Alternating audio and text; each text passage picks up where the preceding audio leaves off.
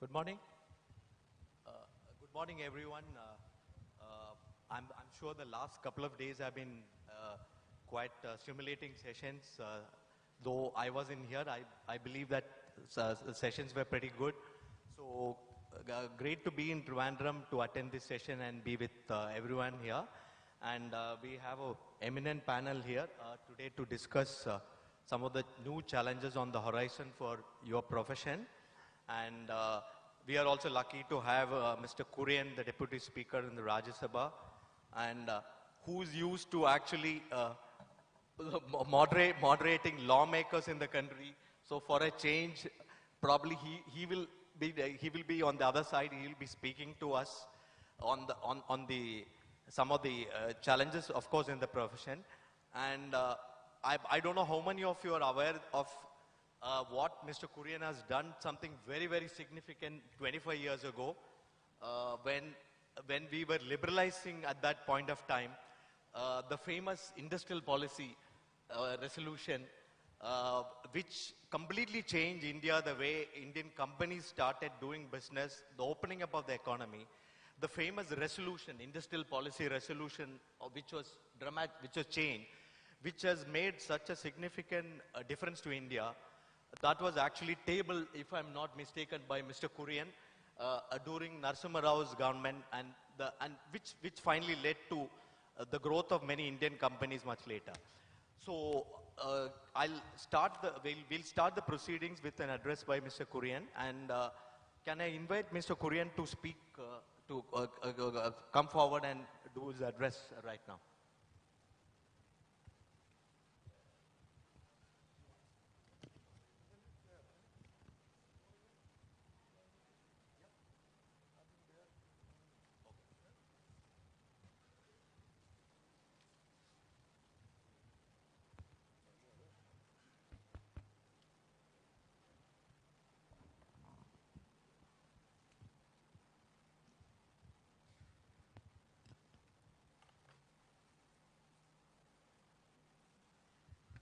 Well, Mr. Shaji Vikraman, the moderator, who is a resident editor, Indian Express, Mumbai. PH Aravind Pandian, President Aravind Bar Association and former Additional Advocate General of Tamil Nadu, Chennai. Sri K.J. Raghavan, Senior Advocate, Karnataka High Court, Bangalore. Mr. Tang Chan Ming, Vice President, Malaysian Association of Company Secretaries. Mr. Madhav Prasad Rajin, Company Secretary and Head Legal Compliance, Dwar Nabil Bank. Mr. Shyam Agarwal, who is the President of the Company Secretaries Association. Ladies and gentlemen, friends from the media. Well, it is my great privilege and honor to be here to participate in your very important function, the National Convention of Company Secretaries, the 45th National Convention. I thank Mr. Shyam Agarwal and the organizers, and also Mr. Arun, who took all the trouble to come to my residence in vain, but he could not meet me. But however, he insisted that I should come. And he wanted me to be here in the evening to deliver the, I think, concluding address, valedictory address. But since I had some other program and engagements, and I have to leave today itself to Delhi, I could not oblige him. But however, I said, if it is the morning, I can spare half an hour. I never thought he will accept it. So, because usually if the time is changed like that, the organizer will say no. But then unfortunately or fortunately, which you may decide, the email came saying that as you come at 10 a.m., spend half an hour, and give an address. Then I had to accept, so I accepted it. But I was reluctant to accept because I know nothing about this company affairs and secretary field. I have never worked in a company. I was never an industrialist. I am not a law graduate, because law graduates will be knowing something about all this. Therefore, I have no idea of all this. That was one of the reasons for my reluctance. But however, I have to be here now. And when only after reaching here, I found that, well, this is a seminar on NCLT, New Horizons of the Profession and Task Ahead.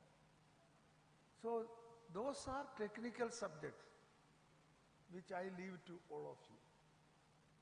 I don't want to enter into an area where you are not sure of. See, that is the one lesson I have already learned, that which everybody should know. See, if you don't know, if you only smatterings, don't touch about. Nowadays a great problem, we are facing that. People, especially politicians, will pretend to know everything about anything. Yeah. Not only politicians, even others. See, smattering is dangerous. When you deal with the subject, you should have thorough knowledge of it. You should study it with it. And especially when one speaks to an audience who are well-versed with the subject, not only humility demands, but prudence demands that the subject should be left to the experts. Therefore, I will not go into your details of your subject, which you have to do. However, I am very happy to address you, and I am very happy to congratulate you and extend my best wishes and greetings on the occasion of the Golden Jubilee of the Company Secretaries Association. My hearty congratulations. My hearty congratulations also in that I saw the Malaysian Vice President from Malaysia Association of Company Secretaries, Mr. Tang Chan Ming. I really thank him for coming to this function. And I also understand that the Malaysian Association has adopted the secretarial practice of secretarial standard of Indian Association. Am I correct? Well, I congratulate you for that. That means your expertise has been accepted internationally. Correct. You deserve it. You deserve it. Your practice. There is a special thing. When I find that lot of things are to be there to complement you. Not only one thing, so many things are to complement you. Your theme, Shaping New India to 2022. So you are not limited to your company. See, nowadays, always there is a private interest, individual interest and public interest. And sometimes these two interests will clash. Here, usually in such associations, such meetings, I will always hear people demanding, we have this problem, we have that problem, government should do this, government should do that. That is what we hear. If I go for an organization's meeting, they will only highlight their problems and they will demand something from the government. Here, instead of raising the problem the company secretaries are facing within the company or in the corporate sector, your theme itself is different. What is that? New India. You want to strengthen the new India. That very theme is broad and it shows your patriotic, enthusiastic, patriotic bent of mind. I can tell you, yes. Therefore, friends, we are all part of the builders of the new India. And you can contribute more than anybody else in building a new India. And that is what you are doing. And your theme or your motto of this conference of shaping a new India, India of 2022, through good governance, underlying good governance. That is a basic point. A new India, 2022. But I don't think in 2022, over whatever you may do, you have reached a full stop. That is the end. New India has born. No. It is a continuous process. You remember when we got independence, what was India? I think a few of them who were born at that time may be here. I was a student. When I was a student, I remember, then India was such that it was mostly poverty. The people, BPL, people below poverty line, they were at least 80%, more than 2/3. Not even a good safety pin was manufactured there at that time. I remember when I was in high school and college studies, for the shaving, for the razor and the blade, people want only foreign made at that time. Today, well, it's a lot of change. A lot of change. In every field. In the field of science, in the field of technology, industrial development, agricultural development, there is a lot of change. That means that new India is in the making. It is a process. It is not a 1-year business or 2-year business or 3-year or 5-year business. It is in the making. And we are all partners of this new India in the making. Our effort should be to say that today is better than yesterday. To say that this year is better than yesteryears. But sometimes we are not able to say that. If you look at the GDP growth, it will be a side curve like this. GDP may go up, then sometimes it will come down. Then you cannot say this year is better than yesteryear.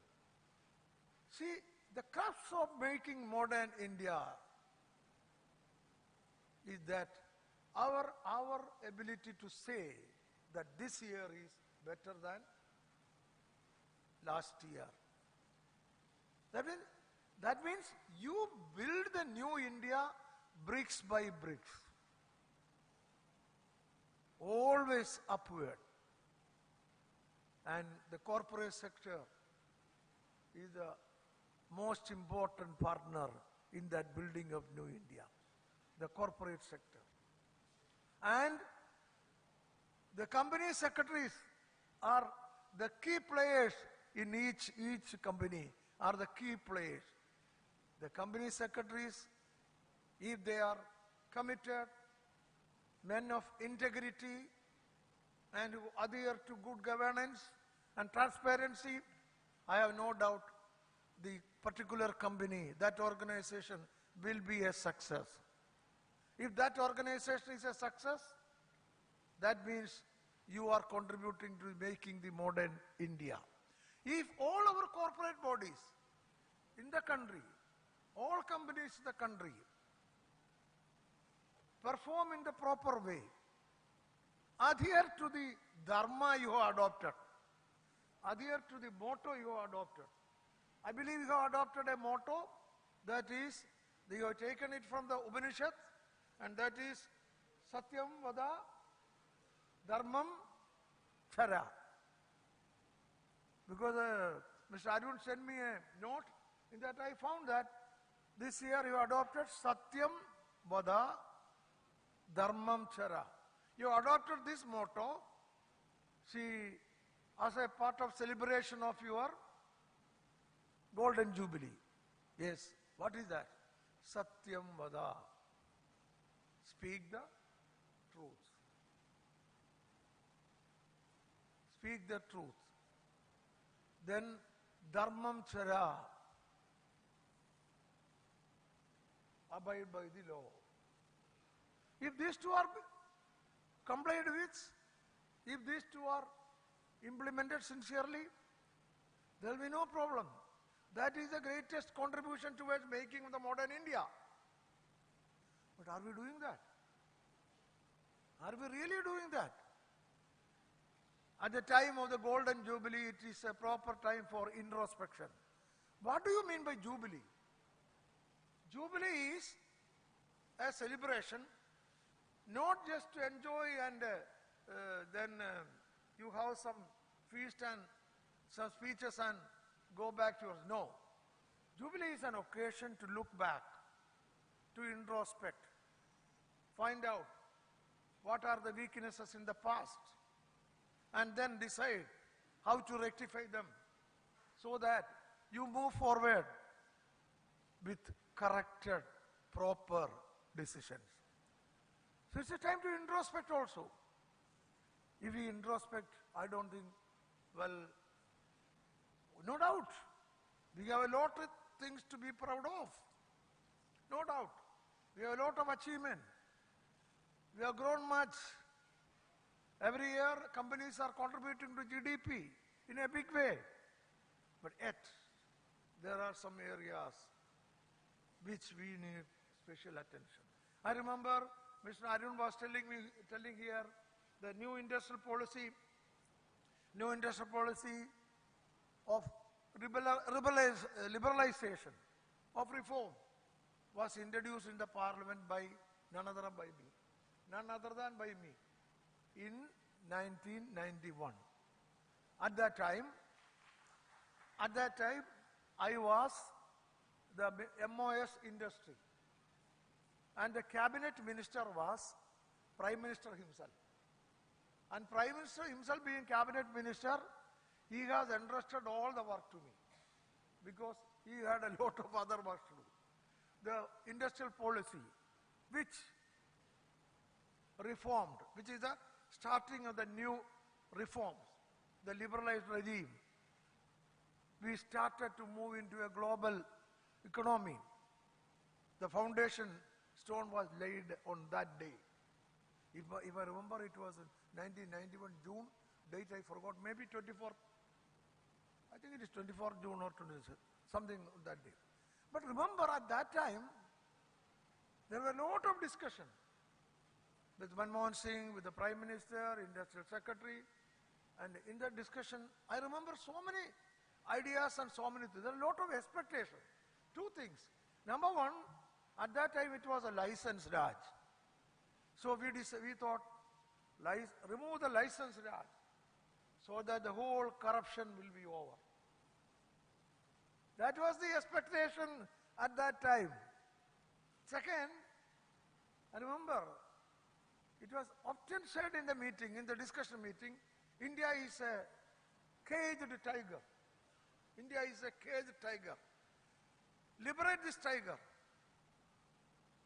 Then India will become most powerful nation economically, industrially. Within 10 years, I myself thought, within 10 years, we will become a super economic power and there will be no corruption. That was the expectation, I am telling you. But today, yes, no doubt, after liberalization, we have grown much. We are today an economic power, no doubt about it, when compared with those days. We are not the first, second or third, but yes, we are immediately after China, no doubt about it. But our whole expectation of getting rid of corruption did not work. Corruption also increased. How is that? This is a problem I have seen. At that point of time, when the new policy was introduced, the expectation was that when the license Raj is removed and when the liberalized regime is enforced, the corruption will cease to exist. But today, if you look back, unfortunately, it has not happened. I don't know, there may be various reasons. Yes, the cage tiger, when it came out.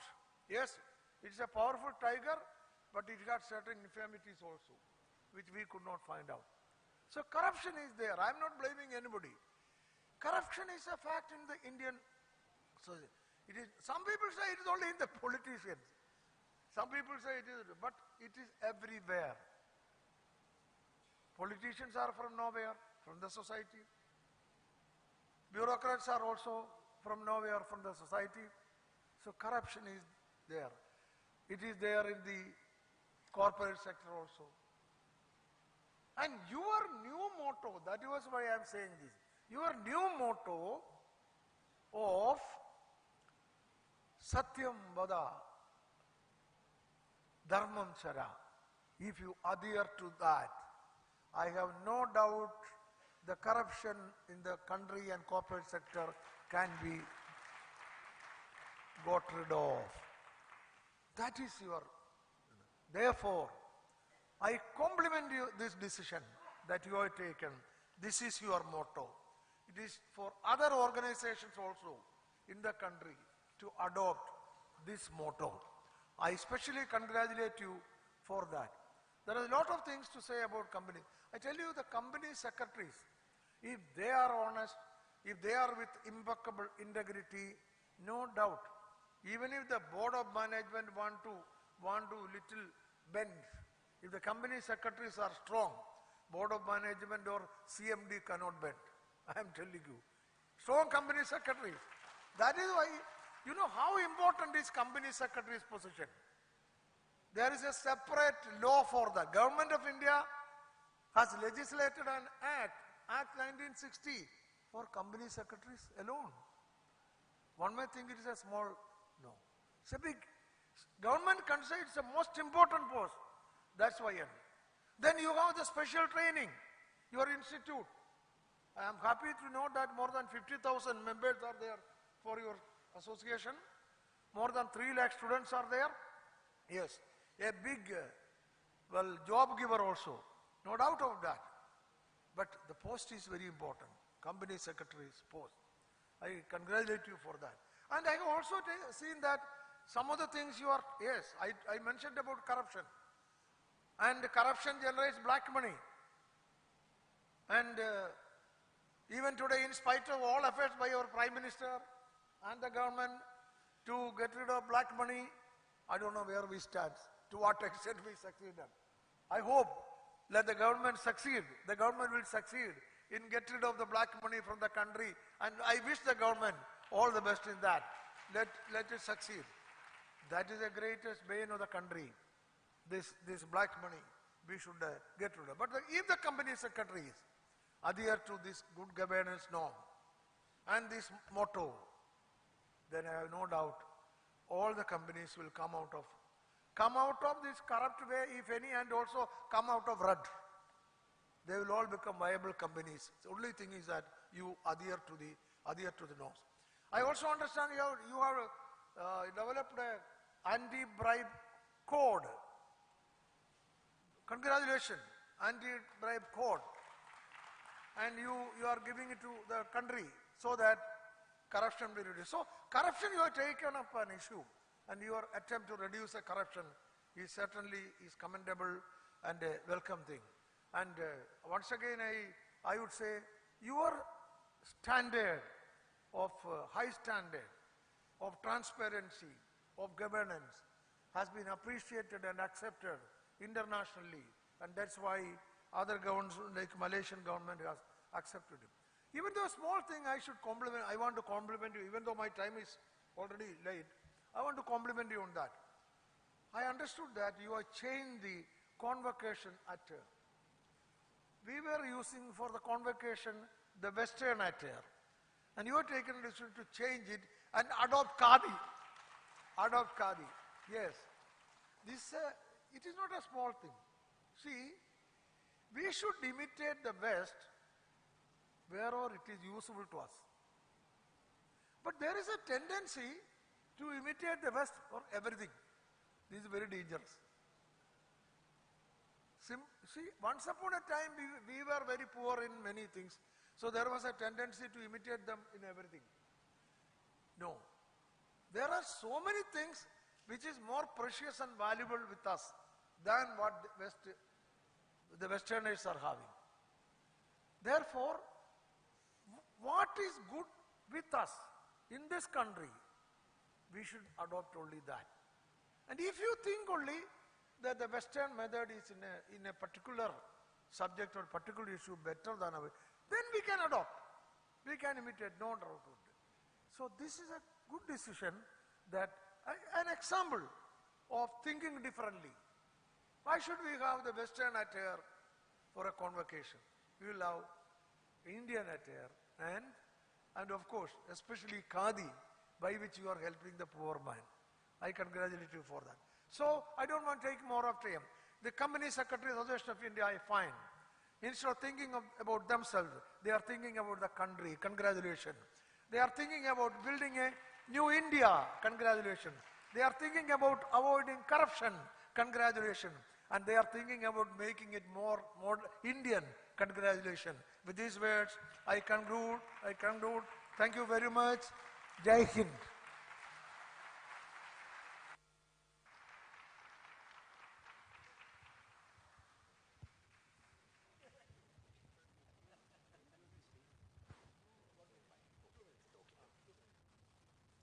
Thank you, Mr. Kurian, for your insights and for emphasizing the point again that company secretaries are so crucial to a new India, to building a new corporate India, the responsibilities and the integrity of company secretaries is so crucial to the integrity of companies and to a new India, and for pointing out some of this actually.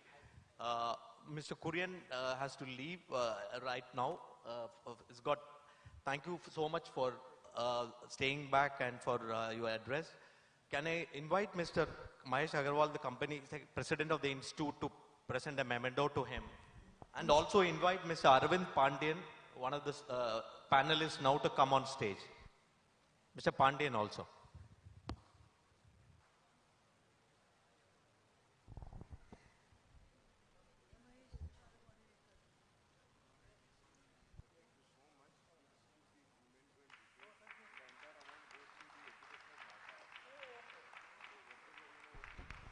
Dr. Shyam Agarwal presenting the Shaheed Ki Beti certificate to Honorable Professor Kurian.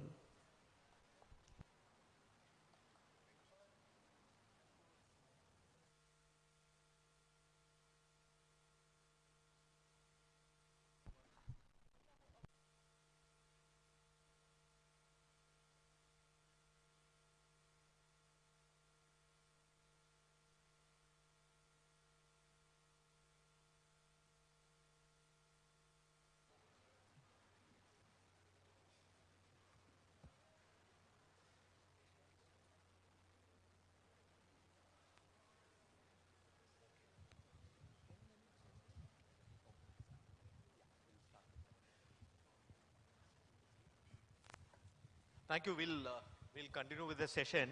So we'll start with the international perspective on this law, in fact, and we have Mr.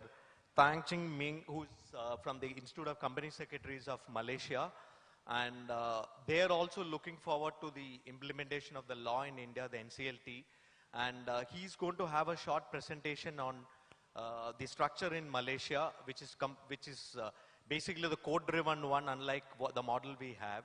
And after that, we will have the other speakers. So we will have a presentation then and then get on to the other speakers. Mr. Ming.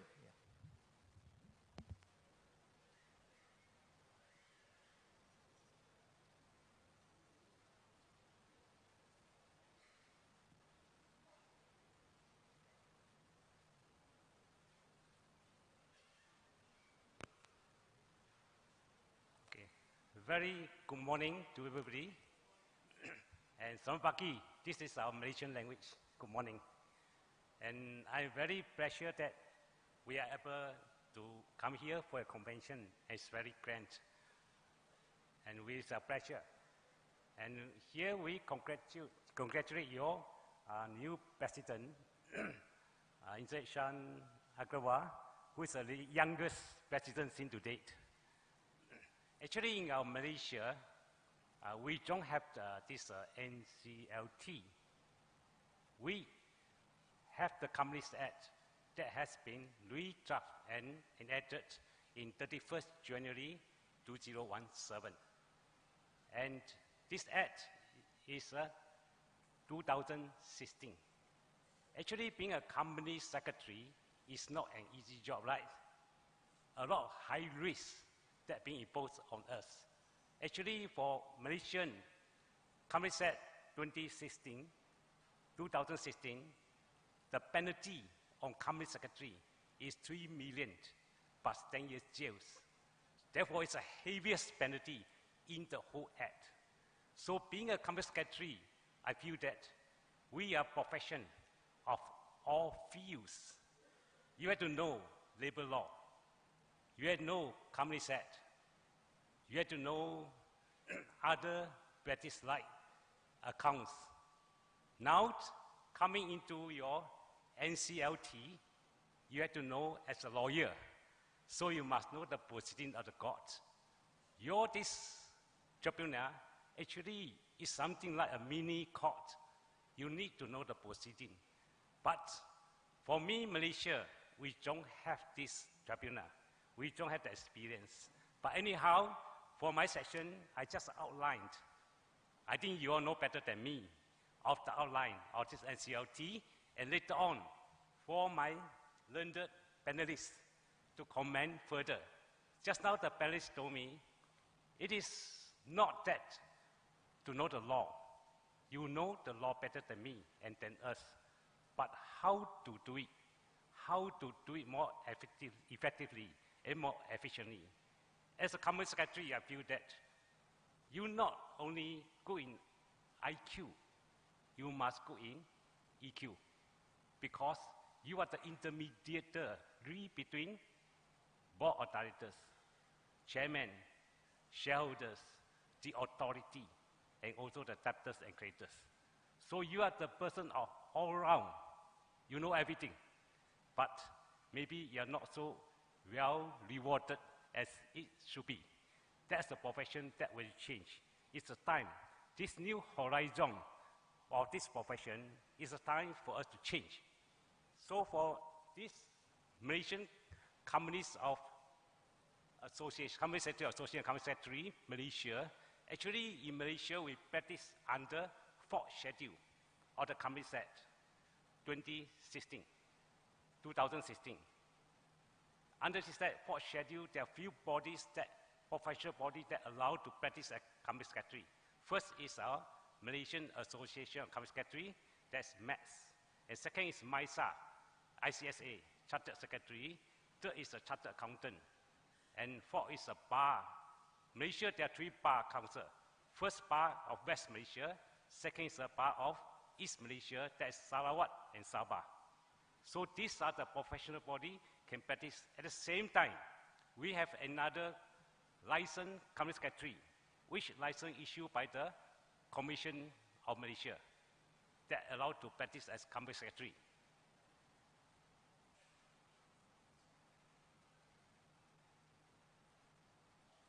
Not moving. How to move it? Okay. Actually, for this National Companies Law Tribunal, I just have to outline.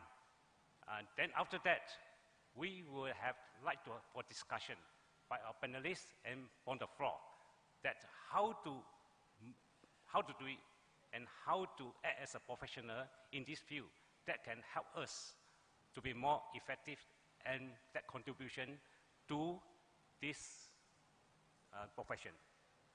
So the National Law Tribunal, NCLT, was constituted 6th of June 2016 by the Minister of Corporate Affairs, MCA. So you all know better than me. So the National Company Law Tribunal was set up under Section 408 of the Companies Act 2013.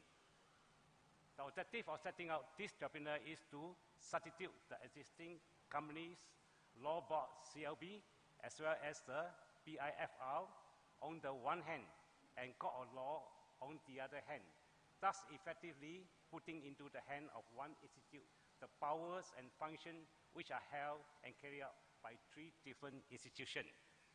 Then how, as a company secretary, to make that workable? It is just a new law, new tribunal being set out, but how to do it? So as a company secretary, I feel that we had to learn law. If not, how to prepare the appeal procedures, how to prepare affidavit for the appeal.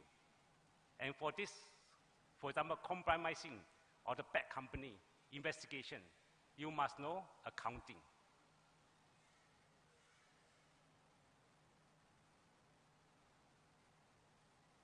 Therefore, NCLT shall be empowered to deal with all matters relating to company, inter-area merger, amalgamation, acquisition and reconstruction, revival, rehabilitation, winding up of companies, remedy of operation and mismanagement, deregistration of company, etc.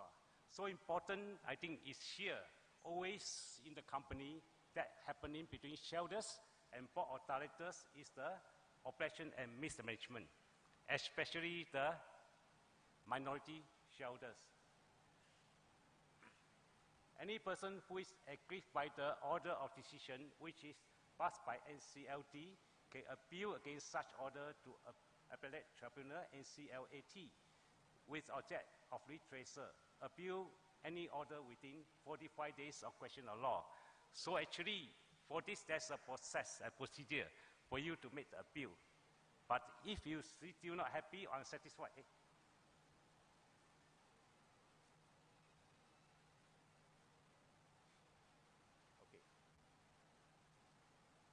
So any person who is unsatisfied with the decision of NCLAT may appeal on question of law within 60 days to Supreme Court. Anyhow, finally, you still had to go to court. The question here, once the appeal go to court, can the company secretary to be present there? For in Malaysia, for example, this income tax, in the tax department, there's a tribunal as like this one. There's special court. But once go to court, tax agent cannot go to appear there. So the company secretary have your job until that end there, when the appeal go to Supreme Court. So these are the questions. So how to go on if there's a bill that appear to you to make to Supreme Court? The new implementation of CLLT has certain definite benefits, such as removing the burden of legal work from the shoulders of the company court, as well as the other institutions which are required for the smooth working and speedy convenience of justice. In order for the National Company Law Tribunal and the rationale of implementing it to be successful, the independence of tribunal must be assured and preserved. That's why it's very important. This tribunal must be independent, and also it must be transparent. But as a company secretary, that as a corporate governance, how this can be done? That the question that we can discuss afterwards.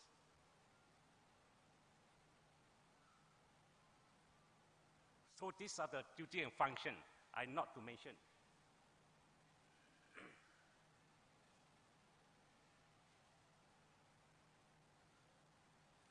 These are the function and purpose and the result and the purpose of forming this NCLT.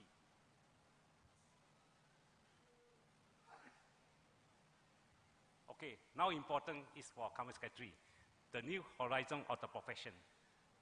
Now, formally, we have been doing what is in the old time.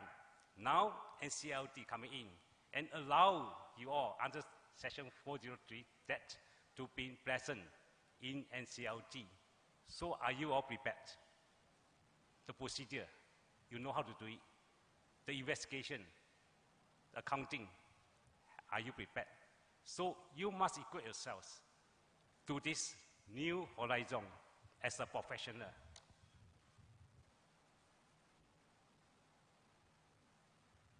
So the job that given to you is compromise and arrangement. So in Malaysia, we have this rescue mechanism. That means that we do not want to close down the company. We want the company to carry on. So there are disputes, so need to be compromised. As a company secretary, you are the person intermediate. So how are you going to handle this situation? These are the always dispute that you must be impartial.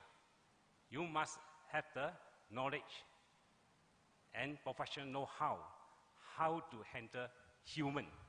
Because this is not knowledge, not the law, but it's human. Because compromise, human being is very difficult. We have different opinion. So you stand in the intermediate, in between. So how are you going to do it? Sick company. So sick company, how the company is sick. So as this to know whether this company is sick or not, you have to go into their financial accounting, look into their statement of affairs, whether company is doing well, whether quick ratio or financial analysis, you have to know. So as a company secretary, you want to handle this case, you must well versed with accounting, financial accounting, how to rescue this company, sick company, to revitalize them. Winding out. So winding out, you must well versed with your company law. Like Malaysia, we have voluntary wind out, creators voluntary wind out, where when they go to court, so members voluntary wind out. So this thing, you must well versed with the procedure, how to do it. Therefore, company secretary is one of the authorized professionals by Mr. Ming, section 432. sorry to interrupt, Mr. Ming. If you can wrap up quickly. Oh, yeah. Yeah, no, if you could wrap up quickly. Sorry. Okay. Reduction capital, all this also company's law. So in Malaysia, the reduction capital, now we can reduce capital without going through court proceeding. Formerly, we go to court, but now we have a mechanism whereby there is a reduction capital without going to court. Public Practice Secretary, as members of NCLT, it's an opportunity for you. More than 15 years experience, you can be appointed to the technical committee. So are you prepared? Are you the person that have the knowledge and know-how that being appointed as the technical committee in NCLT? Act as company representative in all other related matters. So these are the challenge and new horizon given to you opportunity. If you have this opportunity given to you, are you prepared? How to prepare?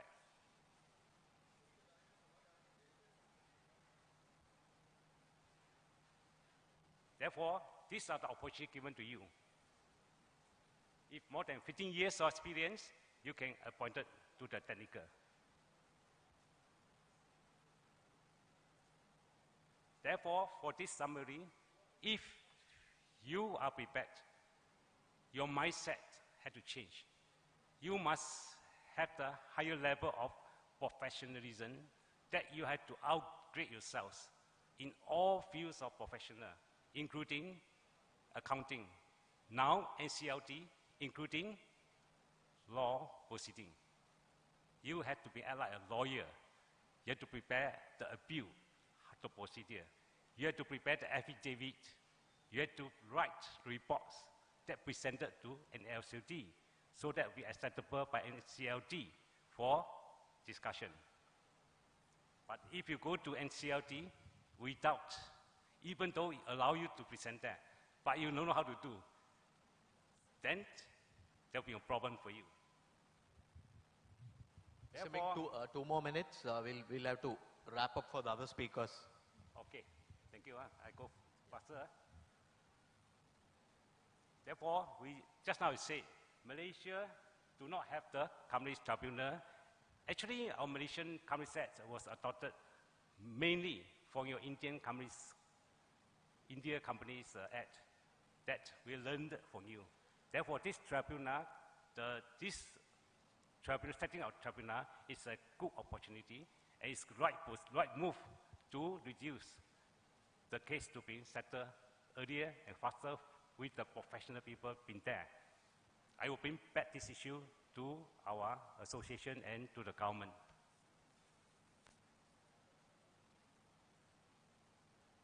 So the other provision affecting insolvency law and practice in Companies Act 2016 codified certain established common law principles applicable insolvency and increased penalties and threshold amount. That's why I say it's very heavy penalty on the company secretary.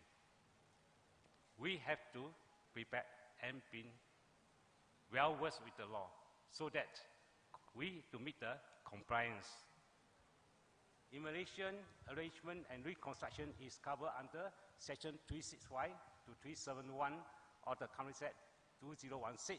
Corporate rescue mechanism and corporate voluntary arrangement is covered under section 394 to 402 of the Companies Act 2016.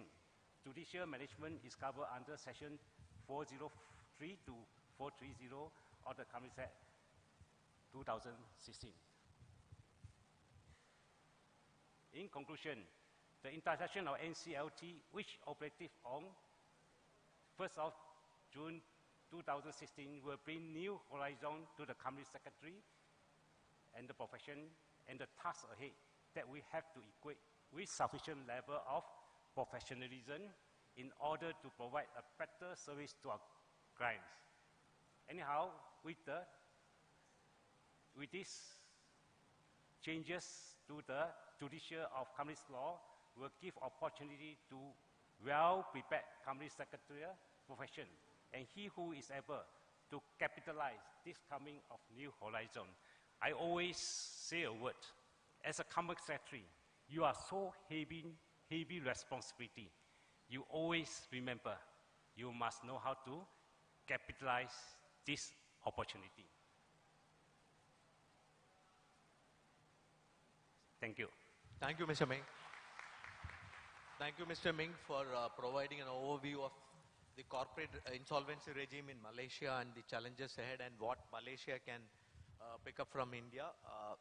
So now we'll come back to Indian perspective on this, and we have Mr. Raghavan, who is the senior advocate in Karnataka High Court, but who practices everywhere, who's been practicing the Supreme Court also, and who actually has a far more grounded view of the law. And as we were discussing, that he would probably look at what lies ahead rather than the problems, the initial problems in the implementation of this new law. Mr. Raghavan.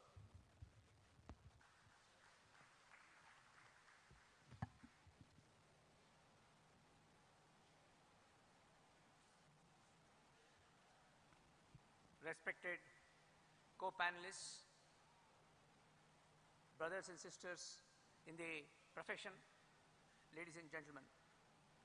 At the outset, I thank you very much for giving me this honor of being in your midst today and sharing a few thoughts in my mind as to how all of us together can take this experiment under the 2013 Companies Act further and make it a success in order to achieve the vision of India 2022.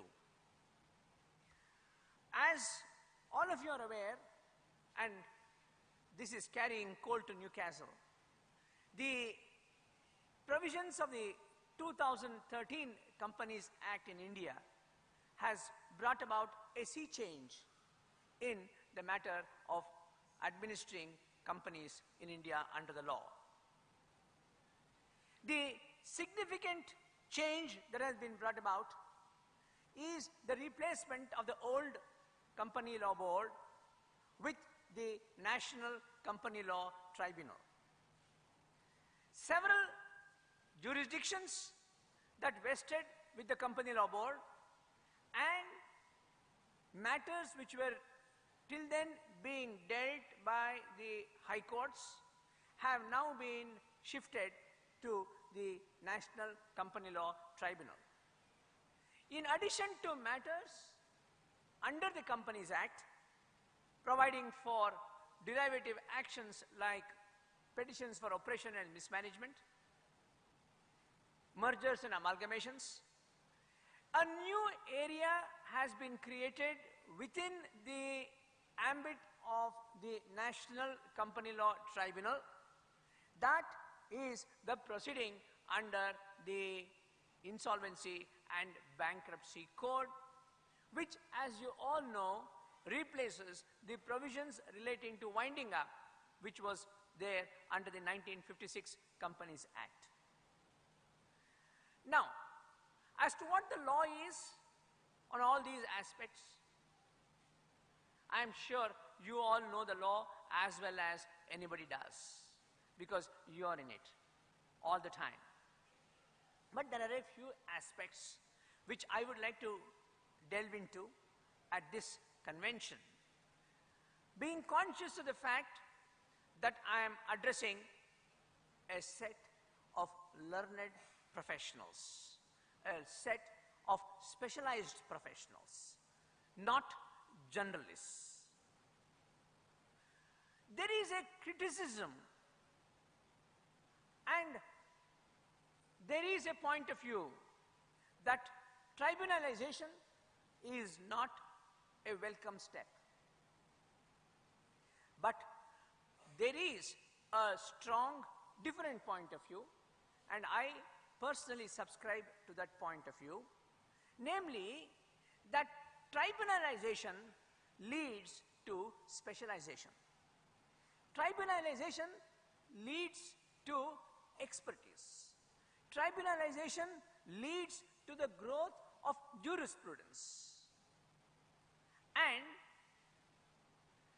because the tribunal members are dealing with the same set of laws day in and day out, there will be efficiency in the matter of justice redressal system under those acts. How can we, as professionals, more particularly the profession of company secretaries, who are now in the cusp of change, contribute to the achievement of the object of establishing special tribunals to decide on special subjects? Hitherto, the role of the company secretary was cocooned. You looked at the provisions of the Companies Act and the rules framed thereunder, and only in the matter of compliances. It is my sincere request to all of you that you have to get out of this limited vision.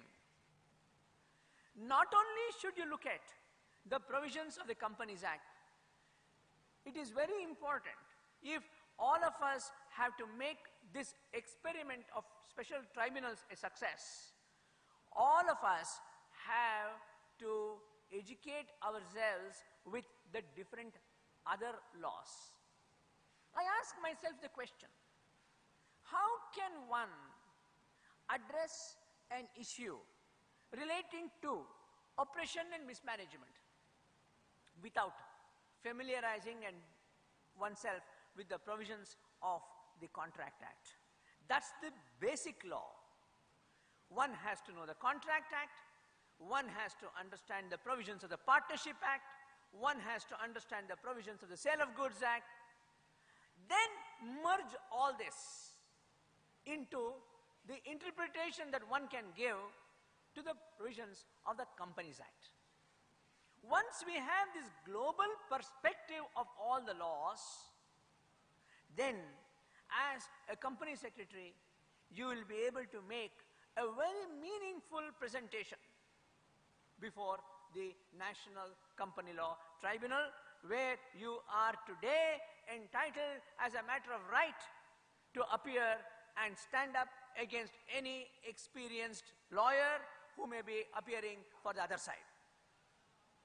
This is a challenge, and I appeal to you to take upon this challenge with all the vigor, ability, and command. And I'm sure the profession of company secretaries will become a noble profession, which is an appellation given to the profession of lawyers and to the profession of doctors.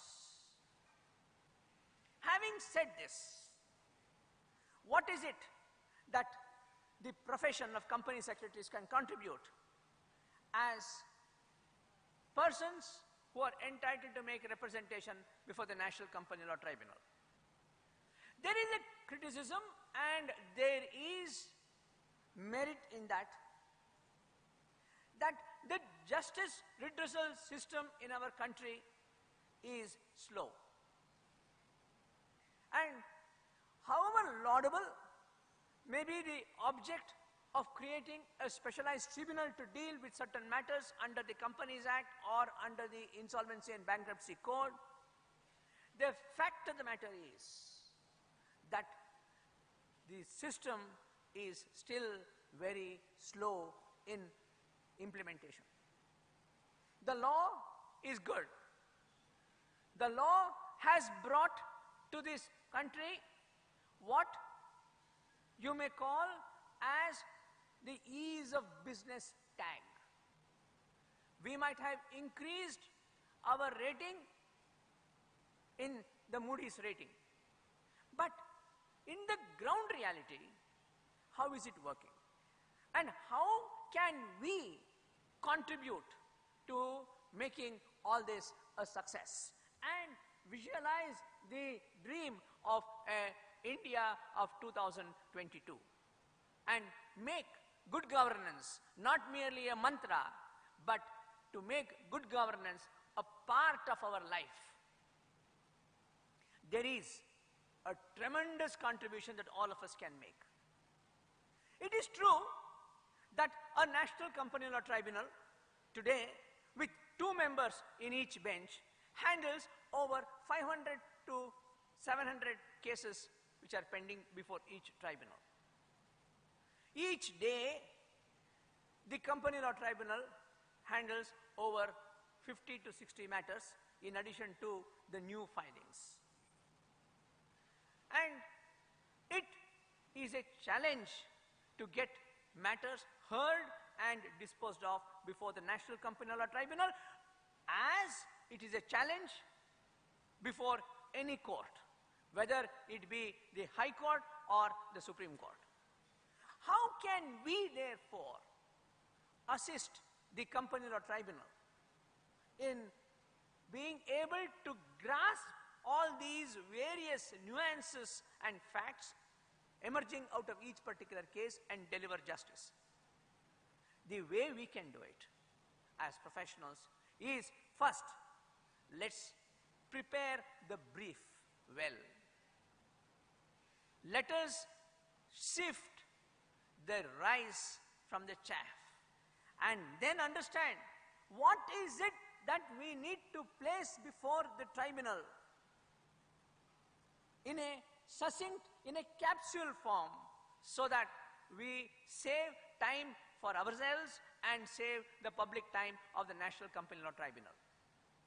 For this purpose, we need to prepare ourselves on all fronts, not only from the perspective of the Companies Act, but also with respect to other laws. Once we are able to do that, we are able to understand what is the focal point of a particular case and how I should present it. In fact, it is important that we even rehearse the opening statement that we want to make before the tribunal. Once we have spent that type of time and conducted that type of exercise in our offices, our presentation before the Company Law Tribunal will be very effective, and we would have contributed to the best use of the limited time and resources that are available to this public body. Therefore, what we need to do is not to simply point at the deficiencies of the system. What we need to do is not simply to criticize the lack of infrastructure. What we actually need to do is to find out how can each one of us individually and jointly contribute to making this experiment a tremendous success and take our country forward. This is the focal point of my presentation before you today, and we have before us a tremendous opportunity. We have the law in place, we have a machinery in place, however deficient it may be, and it may be desirable to have a more efficient infrastructure. Be that aside, we have a great opportunity ahead to make this experiment a success. And as you know, the National Company Law Tribunal has been stated to be one of the important factors in the matter of making India a destination for ease of doing business. And if this experiment fails, I think all of us are responsible to make it a failure. If this experiment succeeds, all of us have contributed our might towards the growth of our nation and the economy. Thank you very much for giving me this wonderful opportunity of being before you. Thank you, Mr. Raghavan, actually for pointing out the fact that company secretaries have to be move far beyond the kind of job, the horizon in which they have been looking at to make this new law successful, and the kind of challenges which are lying ahead. And it's just not infrastructure, but to be far better equipped actually to look at the role in which they have been playing over the last few years. Now, can I ask Mr. Arvind Pandian, senior advocate based in Chennai, now to talk about the ground situation and what he has in mind on the horizons ahead? Thank you very much. I first would like to apologize for having been late. The respected speakers on the dais, delegates, it gives me I should say, privilege to stand before you on during this morning to address on a topic which is absolutely not new at all to this august audience. This particular tribunal, on the day it was constituted, that is on 1/6/2016, was already around 18 to 20 years old. You will ask me why. When the first speaker, Mr. Kurian, was there, he mentioned about the corporate governance during 1993, 1991, when he had introduced as a minister. Well, the Company Law Tribunal got its shape in the 1993 bill. I, for one, have always been addressing many of the seminars, both of the institute as well as the other institutes. I've been talking about this Company Law Tribunal for close to 17, 18 years now. So the 93 bill came, we had it as part of the curriculum even in the ICSI. The 97 bill came, 2001, 2004, 2005. We had so many bills. But finally, it took shape only through the 2013 Act. Virtually, there is not much of change between the earlier bills and the present Act, except to the extent that we do find the judicial flavor added more than what it was when it was originally planned. In 2002, when the tribunal was formulated under the Companies Amendment Act 2002, the department, I should say, had a list of members already ready even before the advertisement was made. All former administrators of the department. And it was the Madras Bar Association which took upon itself to file the famous case of R. Gandhi versus Union of India, of which I was also the counsel on record. We ensured that the judicial flavor was not lost. And today you do find that the Company Law Tribunal has both the judicial member and technical member. And if I may say, at the moment, at least, there is not a single administrator or a former administrator from the government or a state government as such. Now that is a great success for professionals like us, because most of you and professional, I would say, bodies to which other chartered accountants or lawyers belong to have an opportunity to now espouse their cause also for the public service if they would like to become members. This tribunal has to retain, as my previous speaker did say, the success of it is in our hands. It's not in anyone else's hands. So for that, a tribunal is a judicial forum. A tribunal is a place where you argue law. So it becomes very important for this word called argue. How far are you ready to argue is what matters. Being a little bit candid, the Company Law Board came into place in 1988. The profession would have, I would say, been under great happiness that you have got one more area of practice that is going before Company Law Board.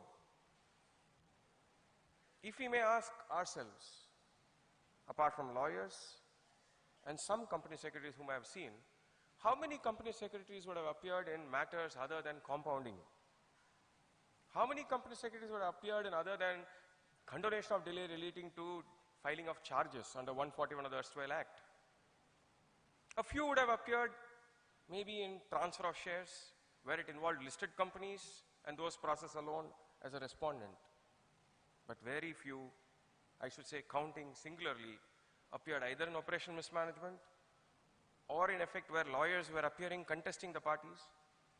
And that situation has not changed because for 20 years you had an opportunity to ensure that you got into this profession.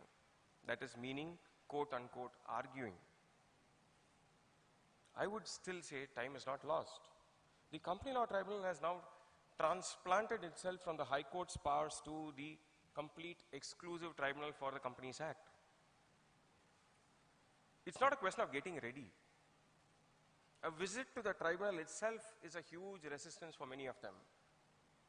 The profession requires time. Investment is time. Many of you would have visited tribunal, would have seen many of our lawyers, including Mr. Raghavan and me, when we try to appear before the tribunal. On a given day, the case may not go on. There's an adjournment thrown against us.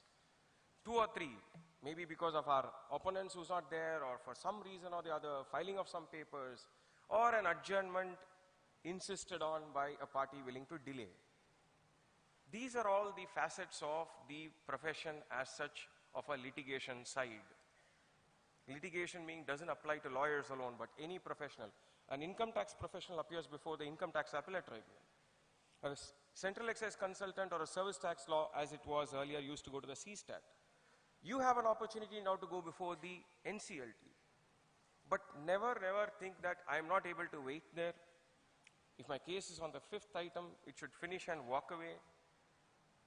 And then comes the turn to argue. The moment it comes, if it doesn't happen, we get disheartened. It takes a lot of time. And the same thing also with regard to the appearance itself. In my limited experience, when we started our profession, all lawyers start with adjournments. Nobody is asked to argue on day 1. I still remember my first day when a bundle was given in my hands to go and get an adjournment for a merger. Luckily, the first day when I appeared itself was for a merger. It was an income tax office, but I got a chance to appear for a merger. And from that day on, I hadn't looked back.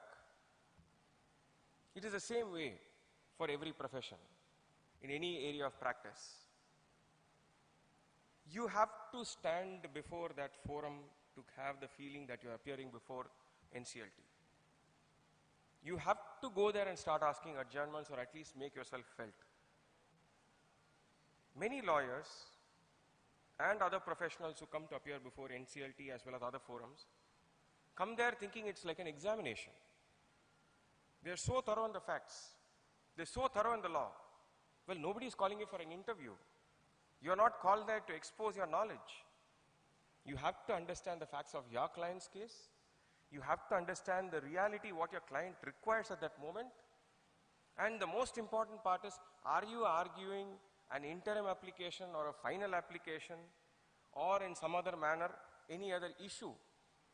Forgetting all that, the choice becomes a choice of your own personal knowledge as to how best you can try to I would say, impress upon the member. Sometimes it is better not to impress also. Because at that moment, whether he's in a moment to hear, you do not know. That becomes the most important part. A good lawyer is not a lawyer who actually knows the law. A good lawyer is one who knows the judge. Please don't mistake me. I meant the judge who is sitting there.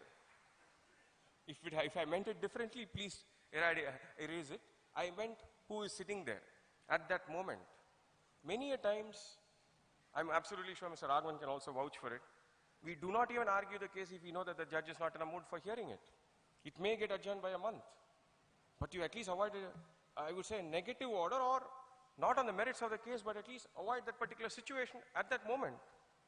So these are some of the niceties, because the art of drafting, appearances, applications, court craft, mock sessions, moot court, I saw all this. That is why I'm constrained to share this more, because appearing before NCLT is the last of the priorities. I always equate our profession to a Miss Universe contest. Sorry for being genderish. Looking beautiful alone doesn't matter. There are 10 rounds. It's all these rounds that the person crosses to become a Miss Universe, not just by walking down the ramp. So that is the same way a profession has to be looked. You cannot think that Companies Act 1956 and the Companies Act 2013 alone will ensure that you know everything. And I have to say this. Lawyers did not practice Companies Act because we knew Companies Act. It was because Companies Act was imposed on us by virtue of the term called Court and High Court. Now it has become NCLT. You have a chance to impose upon yourself the term that before NCLT you can go and appear. You have the chance now to stand, irrespective of what I said about Company Law Board earlier, that you can go there and watch every day how each one of either your professional or my professional stands and places his submissions. I use the word submissions and not arguments because it has a huge difference. Arguments are a little bit of a hard word. I won't use the word harsh word, whereas submissions has a little bit of subtlety attached to it. So how you handle the bench is what I said. So just finally to close, if I may take another 1 minute. This profession has a huge toil. I always love to say this. Toil, we all know it as T-O-I-L, the English word. But actually, according to me, toil is T-O-Y-L, thinking on your legs. If you want to really practice before NCLT, you should have the capacity to think on your legs. If you have the capacity to think on your legs, I won't use the word capacity, I'm sorry. If you develop the principle of thinking on your legs on a daily basis, I'm absolutely sure that this profession has got heights which are immeasurable and sky high for any professional like you. Thank you very much. Thank you, Mr. Pandian.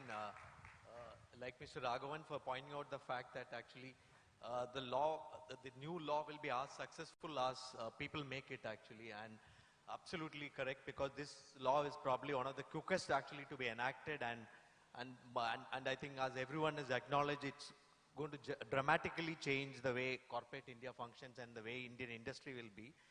Now, can I invite Mr. Madhav Prasad Regmi, who is a company secretary himself and who heads the legal and compliance functions in Naval Bank, who is based in Kathmandu, to give a quick perspective of what he sees on the law from the other side across the border.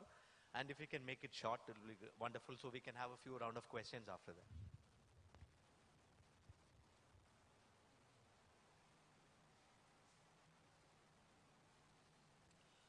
Namaste, good morning, greetings from Nepal.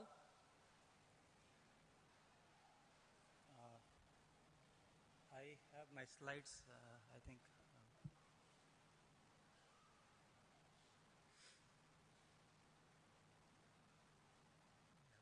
Thank you. I'd just like to put some facts, what's happening in Nepal in this regard. The interesting thing is that there is no national company law tribunal in Nepal, but how we are working there is that the cases were looking after by the then company board.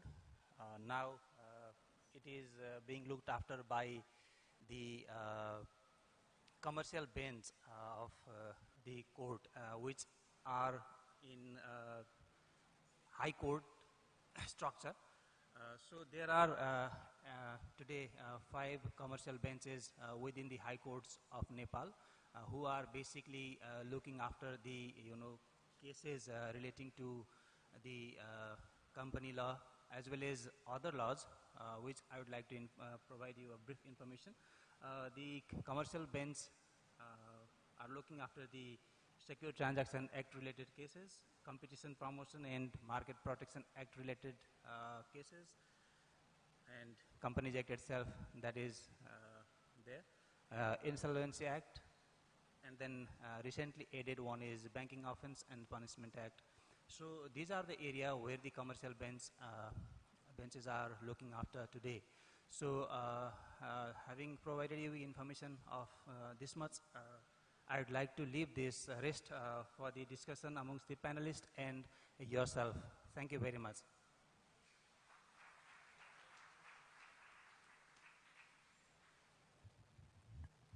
Thank you, Mr. Prasad. That was really quick. Appreciate the fact that you wrapped it up very quickly, and since we are quickly running out short of time, we'll ask a couple of questions. So if I could just ask Mr. Raghavan and Mr. Pandian, I think both are practitioners. One of the things I recall when one of the Chief Justices of India was leaving on his last day, it was the late Mr. Kapadia, the Chief Justice of India. And on the last day he left office at the farewell function, the thing what he said struck me many years later also.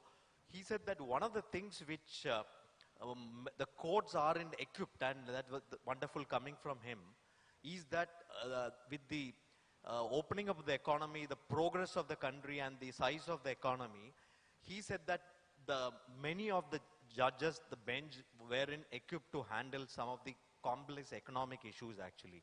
That was a wonderful admission coming from the Chief Justice of India at that point of time.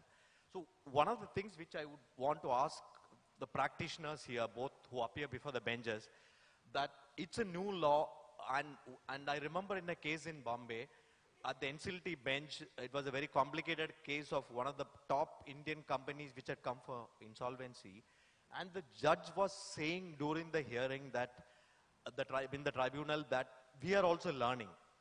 Now, if that's the case, how do you see actually the challenges? Because it's not just the other side, but also the fact that not just a question of infrastructure of the benches of NCLT all over the country, the number of cases being handled, but also the fact that you need the bench also to be equipped. How do you see that challenge actually from both your sides, and how do we make it work better? Thank you, sir. This is a very complex issue. Let us admit one position. I'm not casting aspersions on anything. There are good judges, there are bad judges, there are indifferent judges, there are competent judges. Like everywhere else, there are good lawyers, there are bad lawyers, there are incompetent lawyers. Similarly, amongst every other profession. And the reality is that for whatever reason, the bench is not able to attract the best talent. There are extremely good people, but on a large scale, it is not as if the best of the lawyers, best of the technical people get on to the bench. Knowing and realizing that fact, the question remains, what are we going to do about it? Are we just going to give up and say, oh, well, I have a very incompetent judge who does not know this branch of law, and just give up? My thinking is totally different. A good judge is a reflection of a good bar. That is a fundamental statement. If the lawyers and today the company secretaries who are entitled to make representation before the company law tribunal are able to make a meaningful representation before the tribunal, then we have supplied the deficiency, if any, in the bench. That is our role. Now, ask yourself, what is the USP of a practitioner? A client knows the facts of the case better than a lawyer, better than any one of us. Then why should the client come and engage us? The client engages us because we have this USP of being able to assimilate all the facts and put it before the tribunal in a manner which the tribunal can understand.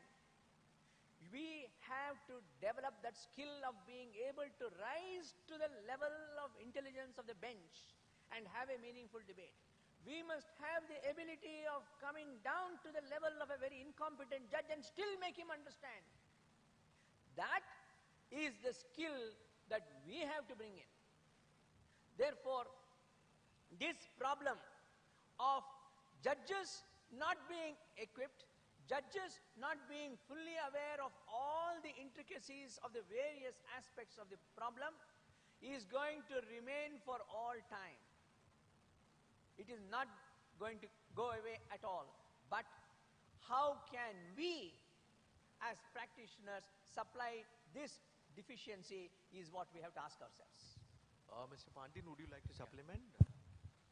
Just to supplement what Mr. Raghavan had said, the second facet of your question was also what happens because of the lesser awareness, I won't use the word knowledge, in a particular field. Now, I always also like to say another quote about a definition for expert. Expert is one who knows more and more of less and less. If you get such a person, he always comes to the position with preconceived notions. You know, many of the judges who have been chosen say, if we take from the same field, they have sometimes a preconceived determination about the issues. They know too much of the law in that area, and not all, a few of them are open-minded, but some of them are already closed. If I can say without taking names, there were few of the persons who have become judges, I won't like to say whether it's Supreme Court or High Court. When they are with us in the bar, they are so nice.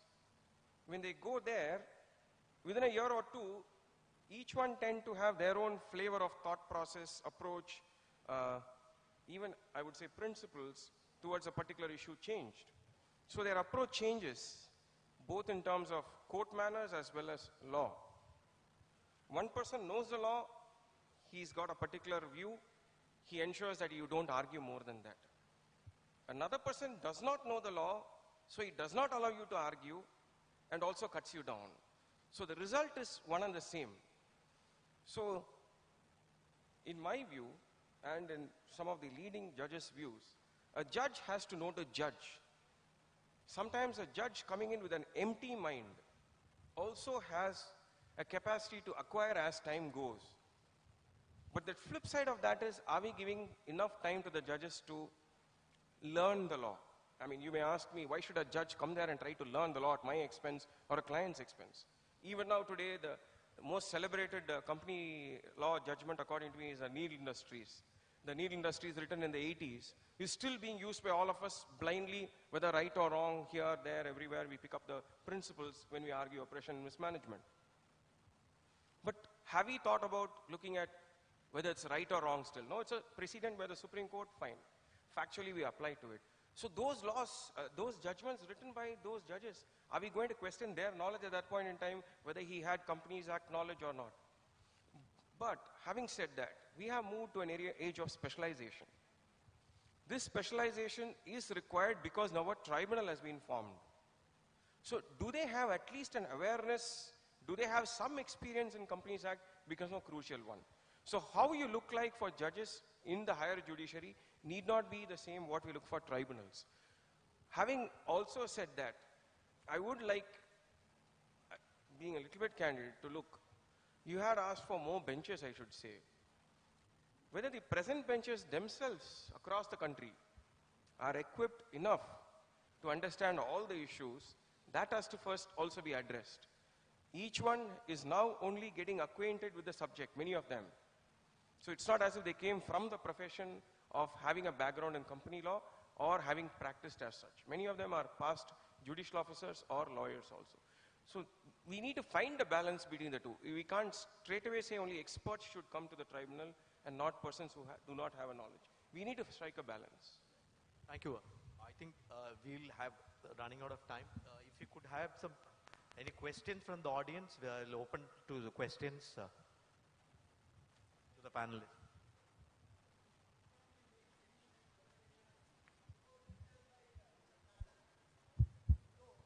He was ex-judge of West Bengal High Court, who started issuing a arrest warrant against Chief Justice of India. So how can we make a Okay, can you speak a little more clearly using the mic?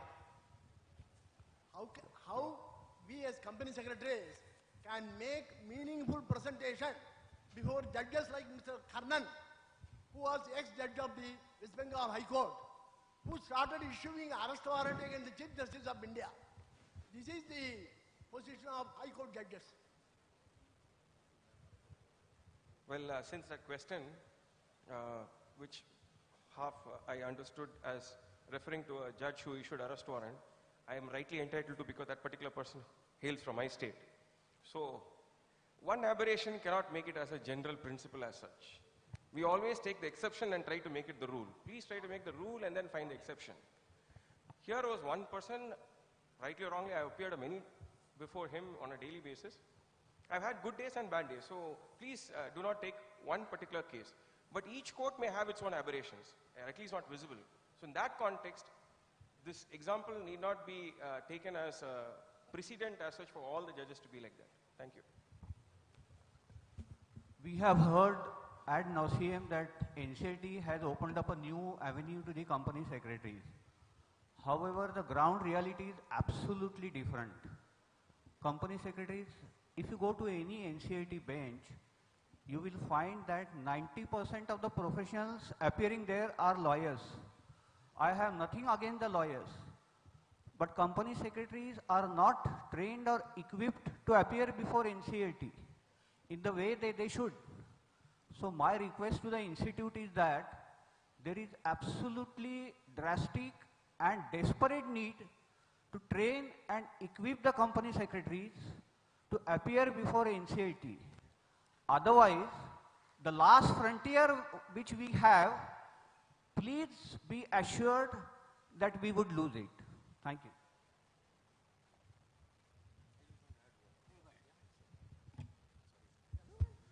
Well, just a supplementary issue what you raised.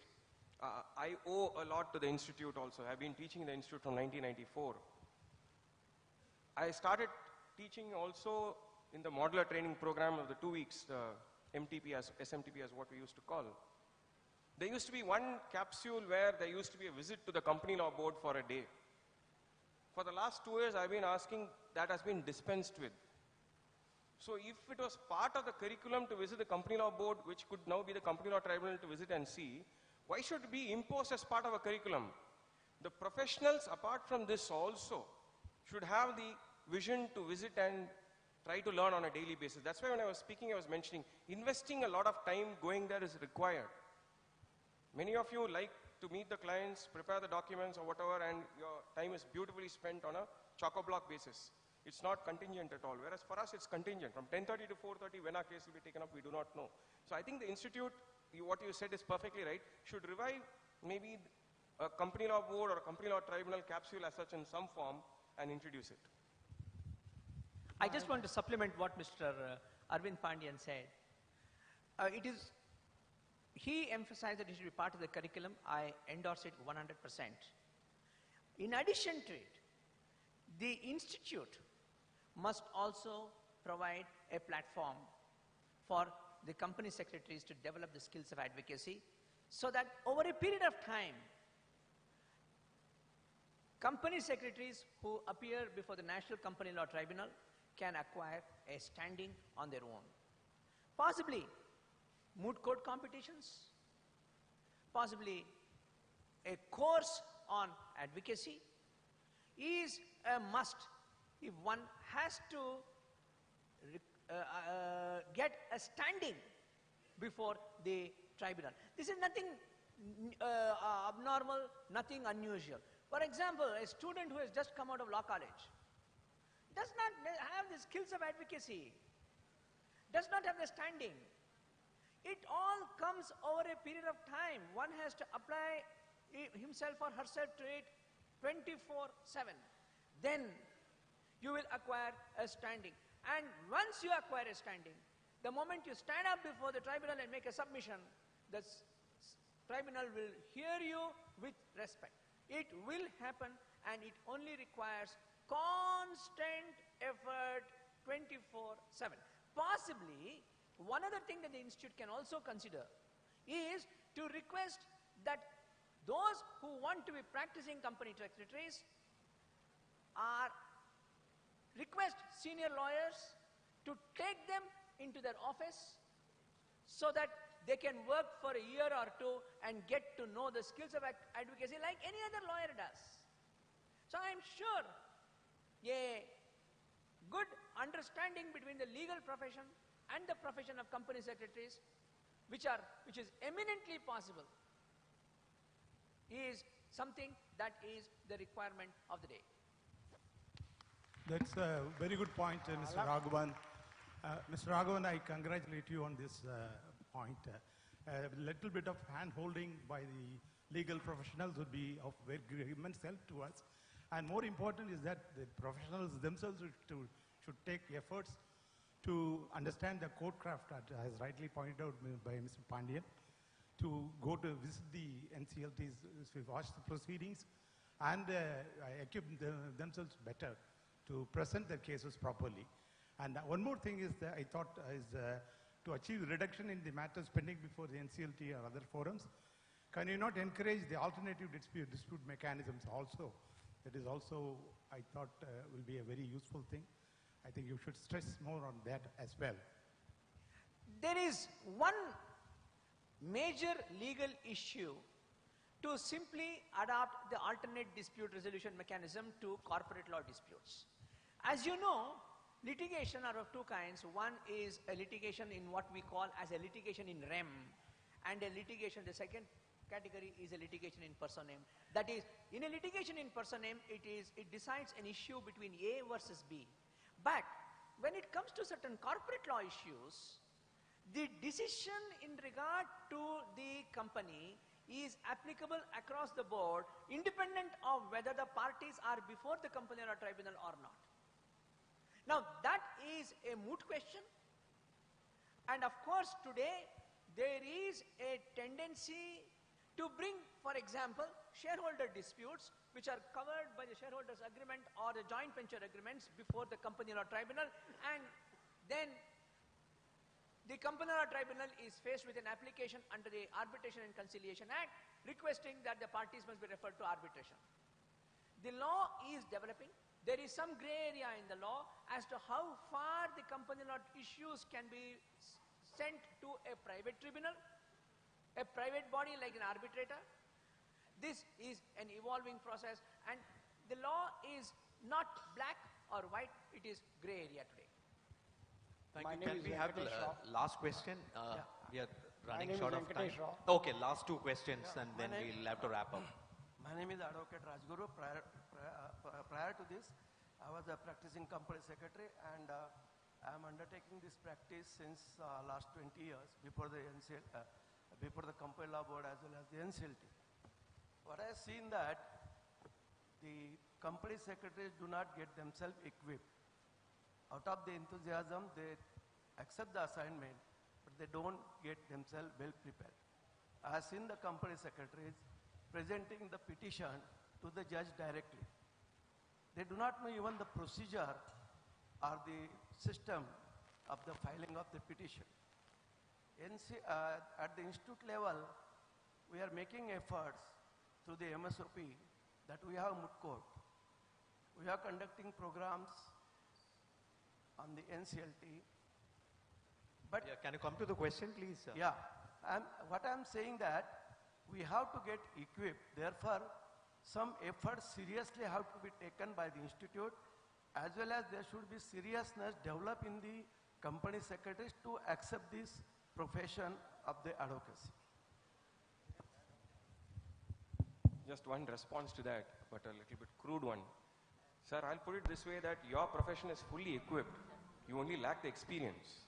Whereas lawyers, we always can say are always ill-equipped, but we are a bit street smart. We try to move at the right time and outdo the other professionals. Maybe a few of us have made it past, but 80% of the lawyers are ill-equipped, or I should say even 90%. Whereas 90% or not 100% are equipped. All of you have crossed the exam and come here. So you already have the equipment. You only have to get the experience. So there's always a saying, to do you need only knowledge, but to feel it you need experience. So please look at the second part too. And one other thing that I want to place, in addition to what Mr. Pandian said, we lawyers, I recognize it, do not have specialization. Whereas company secretaries have the greatest advantage of specialization. So it's just a question of taking advantage of it. If you could have the last question. And I'm Venkatesh Rao. I just want a sort of clarification rather than a question. See, the NCLT in Bangalore, for verification of affidavits, they are asking for a stamp paper of rupees 20 and a notarization. But there is no instructions, as I could see from the NCLT rules, that they should be on a stamp paper. And similarly, in civil courts, we do not ask for a stamp paper for a verification affidavit. So what is the correct position? I would like to know. And secondly, the question was raised by the member of the NCLT at Bangalore, whether there is any writ petitions against this restoration of companies. If there is any such information, the update may please be given. Actually, I must confess that I don't know the rules that you are mentioning very well. So I am not able to answer as to whether it should be on stamp paper, not on stamp paper, so I don't know.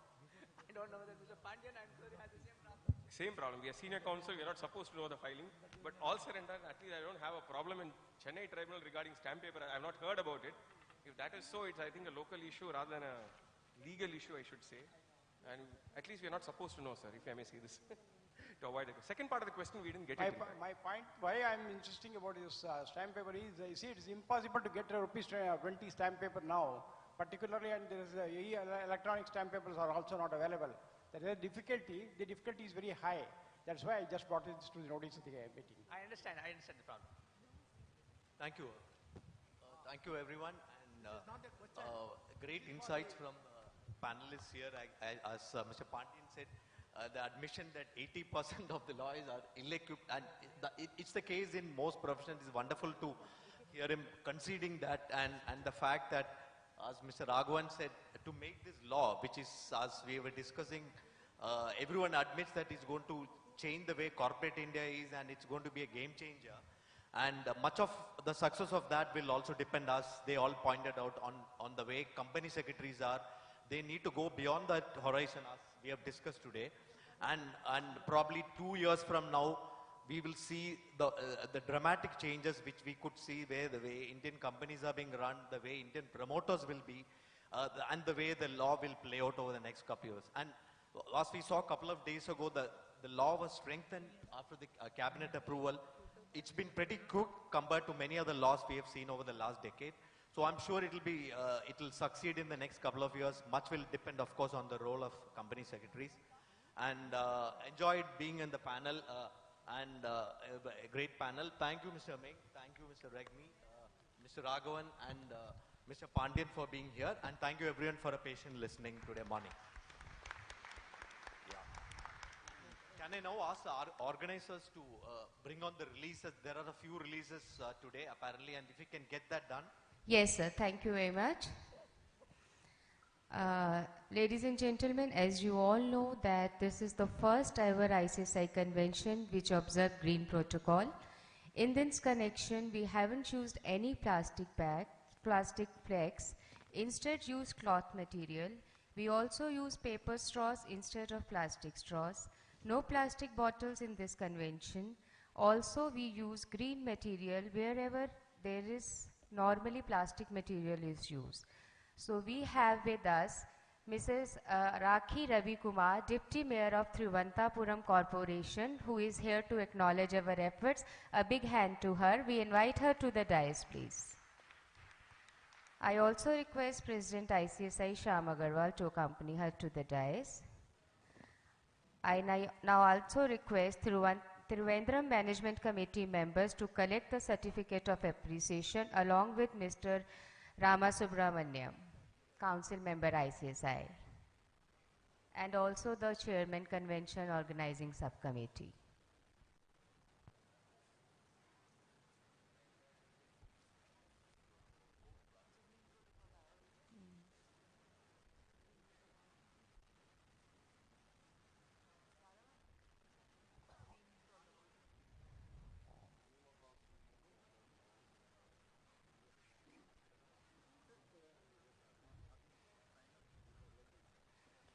Shrimati Rakhi Ravi Kumar presenting the certificate of appreciation to President ICSI. A big round of applause, ladies and gentlemen. This is the first ever national convention which observed Green Protocol.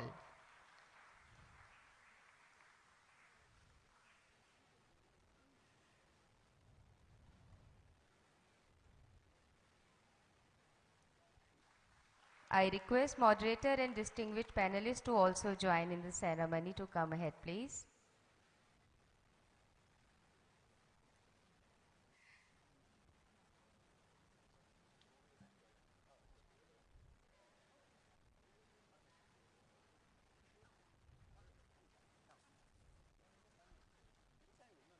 Thank you very much. I request the Deputy Mayor to be there on the dais. We have few more releases to be made, please. The next release is launch of e-book premiere on company law, a compendium. For this, I request Mr. Elada Rao to be on the stage, please. Launching of e-book on ICSI premiere on company law compendium. There is a video on that, ladies and gentlemen. We request to kindly observe.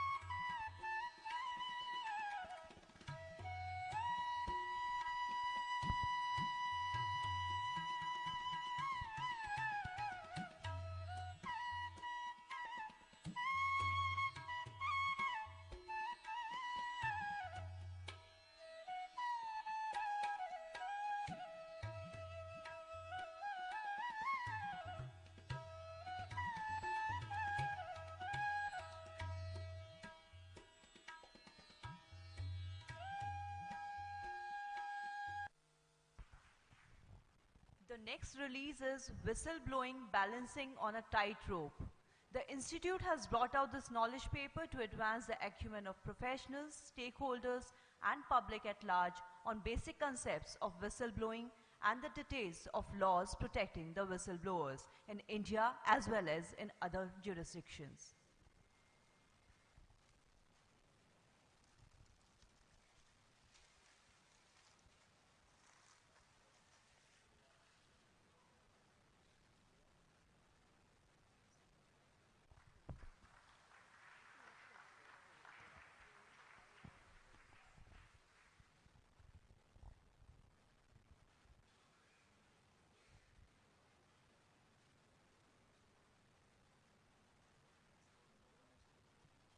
Our next release is FAQs on limited liability partnerships. This booklet consists of various questions as to law and procedures regarding formation and registration, management, compliance requirements, compromise arrangement or reconstruction, strike-off, winding up and dissolution of limited liabilities partnerships.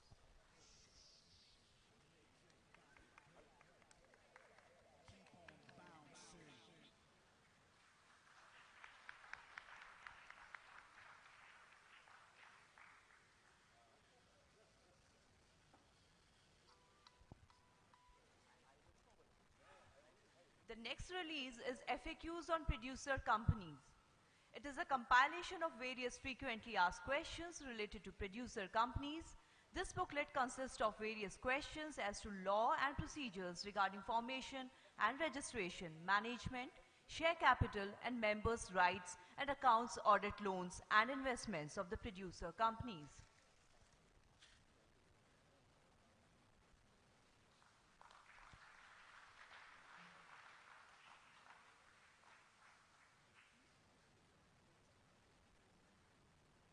I request President ICSI Dr. Shyam Agarwal to present Shaheed Ki Beti certificate to all our speakers.